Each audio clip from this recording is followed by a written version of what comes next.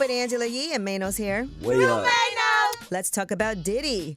So his attorneys are submitting documents now. They filed a sentencing packet for court and prosecution.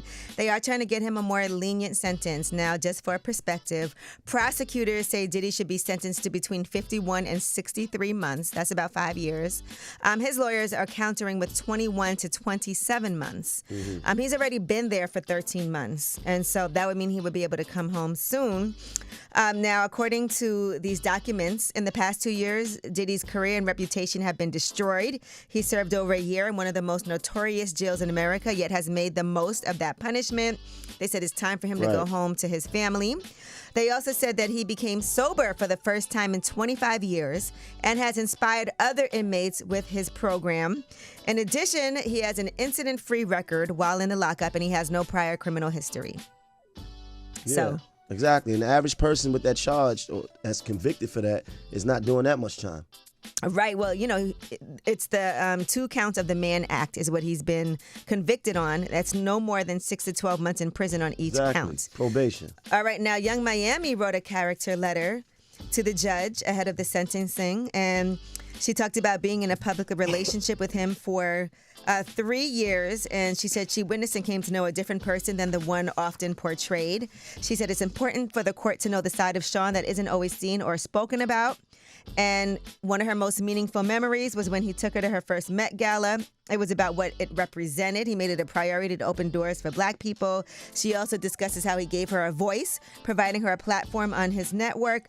And she said he's not a danger or a threat to the community. Another person who wrote a letter was, of course, his mother, Janice Combs.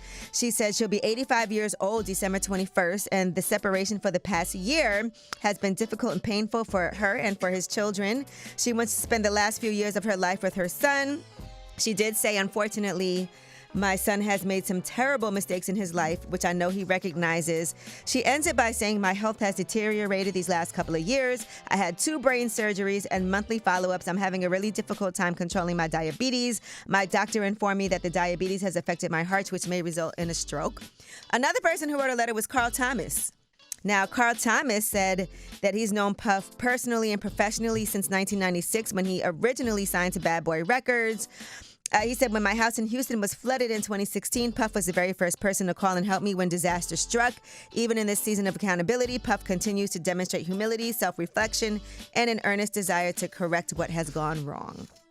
So we'll get these results October 3rd. That is when he is going to be sentenced, and we'll see how much time he gets. But he is facing up to 10 years in prison.